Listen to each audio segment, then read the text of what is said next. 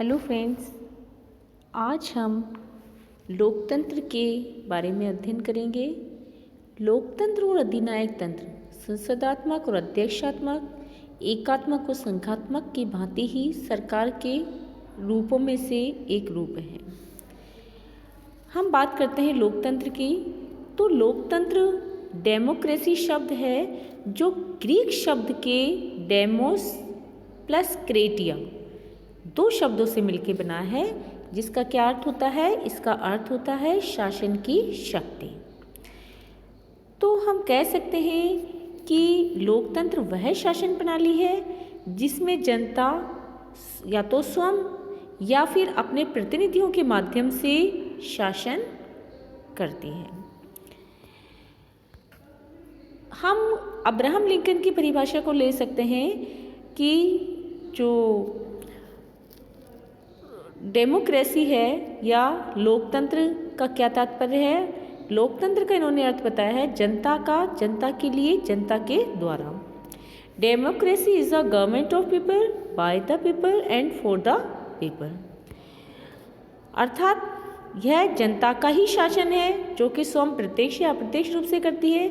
जनता के लिए शासन है, अर्थात जनता के हितों की रक्षा की जाती है और जनता के लिए शासन है और जनता का जनता के द्वारा शासन है, यानी कि जनता स्वयं अपने शासन को चलाती है। इसी प्रकार से हम ब्राइस के शब्दों में कह सकते हैं कि लोकतंत्र शासन का वह प्रकार है जिसमें राज्य के शासन की शक्ति किसी विशेष वर्ग या वर्गों में निहित न होकर संपूर्ण समुदाय में निहित है। Democracy is a form of government in which the ruling power of the state is invested not in a particular class or classes but in the member of the community as a whole। अर्थात इस परिभाषा में हम ये देख सकते हैं, जैसा आप देख रहे हैं कि इसमें राज्य के शासन की शक्ति, यानी कि जो सरकार की शक्ति है किसी विशेष वर्ग, जैसा कि कुलीन वर्ग में होता है, कुलीन तंत्र में होता है कि एक पर्टिकुलर लोगों का समुदाय होता है जिसमें ही शासन के समक्ष शक्ति निहित होती है, या वर्गों में निहित न होकर किस में निहित होती है? संपूर्ण जन समुदाय में, अर्थात जनता में निहित होती है। तो इसी प्रकार से हम लोकतंत्र के बारे में कह सकते हैं कि यहाँ पर जो शासन की शक्ति है वह जनता के हाथों में अंतिम रूप से निहित है। अगर वो प्रत्यक्ष रूप से स्वयं चलाती है तो क्या होता है कि जनता स्वयं के लिए कानून बनाती है, स्वयं ही शासन का संचालन करती है। लेकिन यदि वह अपने प्रतिनिधियों के माध्यम से शासन करती है तो अपने प्रतिनिधियों को चुनने की शक्ति वो अपने हाथ में रखती है। बात करते हैं हम लोकतंत्र के प्रकार की। लोकतंत्र राजनीतिक लोकतंत्र भी हो सकता है, सामाजिक लोकतंत्र, आर्थिक लोकतंत्र, धार्मिक लोकतंत्र, ये लोकतंत्र के प्रकार हैं। इसके अलावा लोकतंत्र का जो वर्गीकरण है उसे हम 3 भागों में बांट सकते हैं। पहला है प्रत्यक्ष लोकतंत्र, दूसरा है अप्रत्यक्ष लोकतंत्र, direct democracy, indirect democracy and constitutional और रिपब्लिकन डेमोक्रेसी, संवैधानिक, राजतंत्र या गणतंत्रात्मक राज्य। हम बात करते हैं प्रत्यक्ष लोकतंत्र की। तो प्रत्यक्ष लोकतंत्र किसे कहते हैं? प्रत्यक्ष लोकतंत्र का तात्पर्य होता है कि जब जनता प्रत्यक्ष रूप से शासन कार्य में भाग लेती है, स्वयं के लिए कानूनों का निर्माण करती है और प्रशासनिक अधिकारी की स्वयं ही नियुक्ति करती है और उन पर स्वयं ही नियंत्रण रखती है, तो उसे हम क्या कहते हैं? डायरेक्ट डेमोक्रेसी कहते हैं। जैसा कि हर्नशा ने कहा है कि शुद्ध रूप में लोकतंत्रीय शासन वह शासन है जिसमें संपूर्ण जनता स्वयं प्रत्यक्ष रूप से बिना कार्यवाहकों या प्रतिनिधियों के प्रभुसत्ता का प्रयोग करती है। Democracy as a form of state is not merely a mode of government, but it is a mode of appointing, controlling and dismissing government। तो हम कह सकते हैं कि लोकतंत्र में जो प्रत्यक्ष लोकतंत्र पाया जाता है जैसा कि स्विट्जरलैंड के कुछ कैंटन्स 5 कैंटन्स में पाया जाता है। और जो छोटे छोटे राज्य हैं वहाँ पर तो हम प्रत्यक्ष लोकतंत्र को अपना सकते हैं, लेकिन जो बहुत बड़ी संख्या में राज्य हैं उनको हम लोकतंत्र को नहीं अपना सकते हैं। नेक्स्ट है इनडायरेक्ट डेमोक्रेसी और प्रतिनिधित्वात्मक या अप्रत्यक्ष लोकतंत्र। अब अप्रत्यक्ष लोकतंत्र क्या होता है कि जब बड़े राज्य होते हैं जहाँ पर कि जनता के स्वयं के द्वारा कानून निर्माण करना पॉसिबल नहीं होता है, तो वह क्या करती है कि स्वयं अपने प्रतिनिधियों के माध्यम से शासन का संचालन करती है। अर्थात बहुसंख्यक जनता अपने हितों का प्रतिनिधित्व करने के लिए प्रतिनिधियों को चुनती है और उन चुने हुए प्रतिनिधियों के माध्यम से वह शासन संचालन करती है। जैसा कि मिल ने कहा है कि प्रतिनिधित्वात्मक लोकतंत्र वह होता है जिसमें संपूर्ण जनता या उसका बहुसंख्यक भाग शासन की शक्ति का प्रयोग अपने उन प्रतिनिधियों द्वारा करते हैं जिन्हें वह समय समय पर चुनती है। तो इस प्रकार से हम कह सकते हैं कि यहाँ पर अप्रत्यक्ष रूप से शासन का संचालन होता है। नेक्स्ट है संवैधानिक राजतंत्र या गणतंत्रात्मक लोकतंत्र। संवैधानिक राजतंत्र का तात्पर्य क्या होता है कि जहाँ पर राजतंत्र तो है लेकिन संविधान के द्वारा उसकी शक्तियों को सीमित कर दिया गया हो या नियंत्रित कर दिया गया हो। इसी प्रकार से गणतंत्रात्मक लोकतंत्र अर्थात जहाँ का राष्ट्राध्यक्ष जनता के द्वारा प्रत्यक्ष या अप्रत्यक्ष रूप से चुना गया हो। हम बात करते हैं अप्रत्यक्ष लोकतंत्र, इसके दो भेद होते हैं, संसदात्मक शासन प्रणाली और दूसरी है अध्यक्षात्मक शासन प्रणाली। इसका अध्ययन हम पूर्व के चैप्टर्स में कर चुके हैं। संसदात्मक शासन प्रणाली और अध्यक्षात्मक शासन प्रणाली अर्थात ऐसी शासन व्यवस्था जिसका संबंध कार्यपालिका और व्यवस्थापिका के संबंधों पर आधारित हो। अर्थात अगर उनमें घनिष्ठ संबंध है तो संसदात्मक शासन प्रणाली, अगर वो पृथक पृथक है एक दूसरे के अधिकार क्षेत्र में से अलग है तो वो क्या है, अध्यक्षात्मक शासन प्रणाली है। तो इस प्रकार से हम देखते हैं कि लोकतंत्र के 3 प्रकार हैं, प्रत्यक्ष लोकतंत्र, अप्रत्यक्ष लोकतंत्र और संवैधानिक लोकतंत्र। इसके पहले हमने जो लोकतंत्र के प्रकार के बारे में बात की थी, जैसे राजनीतिक लोकतंत्र या फिर पॉलिटिकल डेमोक्रेसी।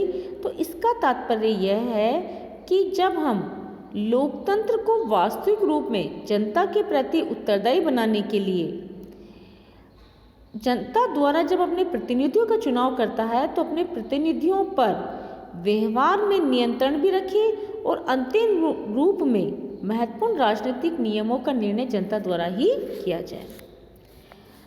इसी प्रकार से सामाजिक व्यवस्था के रूप में लोकतंत्र या सोशल जो डेमोक्रेसी है उसका मतलब है कि जहाँ पर समानता और स्वतंत्रता प्रत्येक व्यक्ति को प्राप्त हो। अर्थात लोकतांत्रिक समझ वह है जिसमें समानता की विचार की प्रबलता हो तथा जिसमें समानता का सिद्धांत भी प्रचलित हो। अर्थात democratic society is merely one in which the spirit of equality is strong and in which the principle of the equality prevails.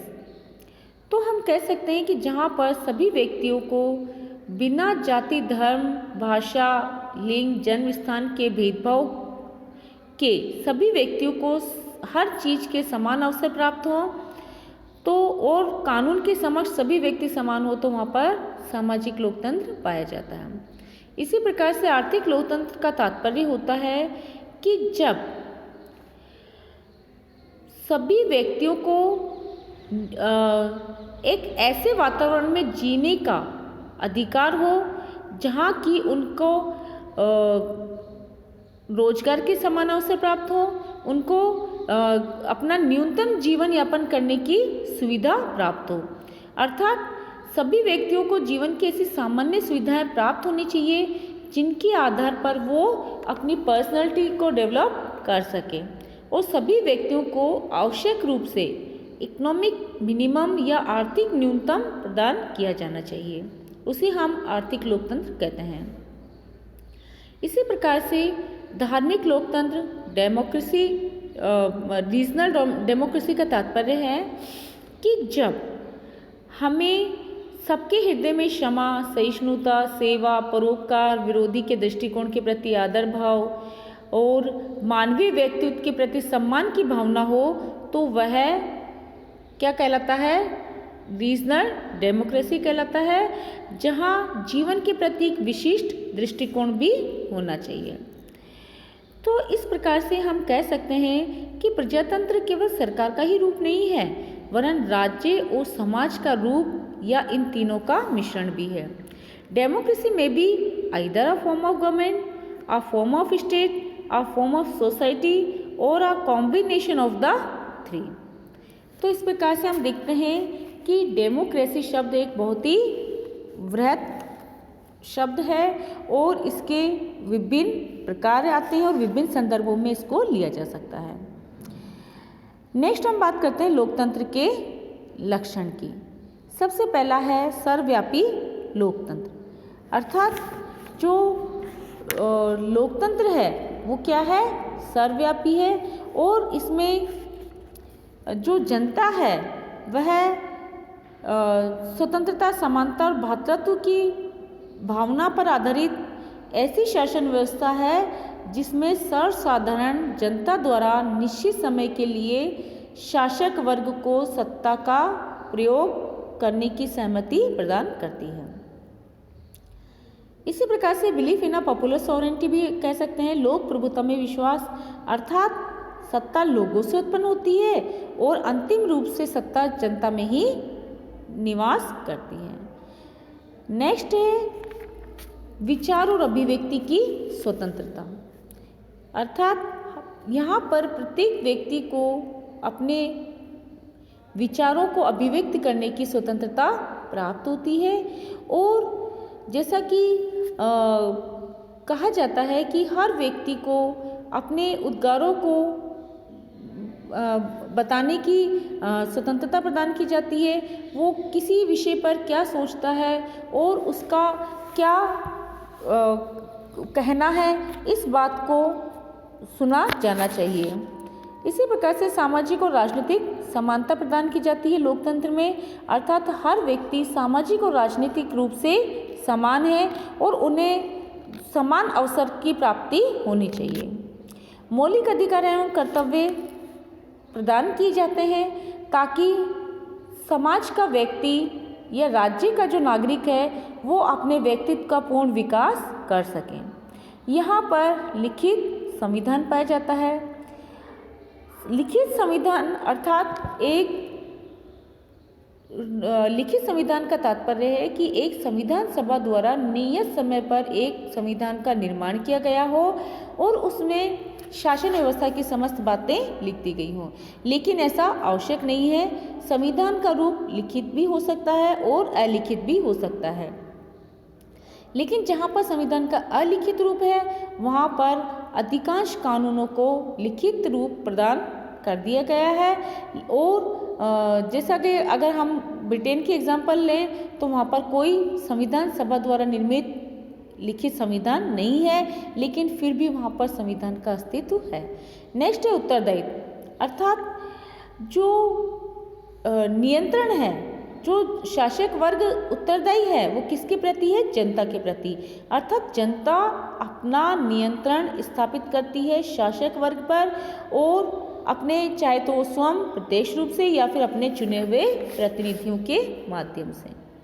इसी प्रकार से यहाँ पर बहुमत का शासन होता है, अर्थात शासन जो करता है वह अति बहुसंख्यक भाग होता है जनता का और मतदान की प्रक्रिया के द्वारा हम अपने प्रतिनिधियों को चुनते हैं और जिसे बहुमत प्राप्त होता है उसे ही शासन करने का यहाँ पर अधिकार माना जाता है।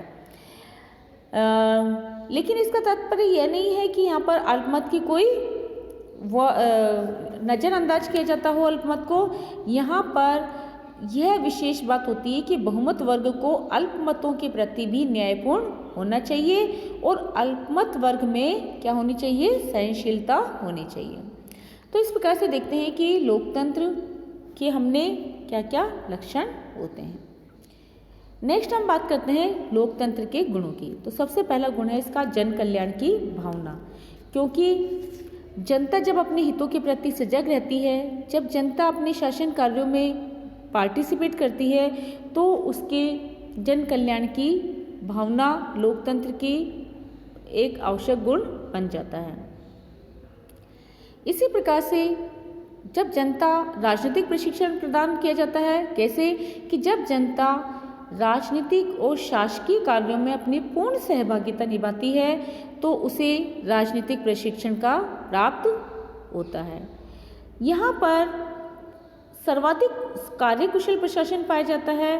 क्यों पाया जाता है? क्योंकि लोकप्रिय निर्वाचन होता है, लोकप्रिय नियंत्रण होता है और लोकप्रिय ही उत्तरदायित्व की व्यवस्था पाई जाती है और इसी कारण किसी भी शासन व्यवस्था की अपेक्षा यह शासन व्यवस्था अधिक कार्यकुशल होती है। गार्नर के शब्दों में कह सकते हैं, according to the Garner, popular election, popular control and popular responsibility are more likely to ensure a greater degree of efficiency than any other system of government। इसी प्रकार से यहाँ पर क्रांति का अभाव होता है या फिर क्रांति की बहुत कम भावना होती है। क्यों होती है? क्योंकि लोकप्रिय शासन सार्वजनिक सहमति का शासन होता है, स्वभाव से ही क्रांतिकारी नहीं हो सकता है। It promotes a better and higher form of national character than any other policy whatsoever। इसी प्रकार से हम गिलक्राइस्ट के शब्दों में कह सकते हैं कि मंत्रियों विधानसभाओं में बहुमत को बदलने की प्रक्रिया सामाजिक आवश्यकताओं को पूरा करने के लिए क्रांति का एक विकल्प प्रदान करती है। The process of changing ministers and majorities in the elected assembly provides an alternative method to revolution for meeting social changes. यानी कि जब हमें आसानी से सामाजिक परिवर्तनों को पूरा करने का अवसर प्राप्त हो जाता है तो लोकतंत्र में क्रांति करने की कोई आवश्यकता ही नहीं रहती है। इसी प्रकार से हम कह सकते हैं कि यहाँ पर सांस्कृतिक विकास और उसकी एकता की रक्षा की जाती है। कैसे की जा सकती है? क्योंकि राजनीतिक अधिकारों की प्राप्ति द्वारा जब मनुष्य के व्यक्तित्व की शान बढ़ जाती है और स्वभावतः उस कर्तव्य भावना के उच्चतर स्तर तक उठ जाता है जिसका पालन उससे राजनीतिक अधिकारों की प्राप्ति के कारण करना पड़ता है। अर्थात the manhood of the individual is dignified by his political enfranchisement and then he is usually raised to a high level of the sense of duty which it throw upon him। तो इस प्रकार से हम कह सकते हैं कि यहाँ पर सांस्कृतिक विकास और एकता बनी रहती है और लास्ट हम कह सकते हैं कि यहाँ पर जन सहयोग की भावना भी पाई जाती है। इसी प्रकार से यह विश्व शांति का भी समर्थन करता है और विश्व शांति के समर्थन के कारण जैसा कि बर्क ने कहा है कि लोकतंत्रीय आंदोलन शांति का आंदोलन रहा है और एक स्वतंत्र समाज में वैज्ञानिक विकास की बहुत अधिक संभावनाएं भी बढ़ जाती हैं। तो इस प्रकार से आज हमने लोकतंत्र के अर्थ, उसके प्रकार, उसका वर्गीकरण, उसके लक्षण और लोकतंत्र के गुण के बारे में अध्ययन किया है। धन्यवाद।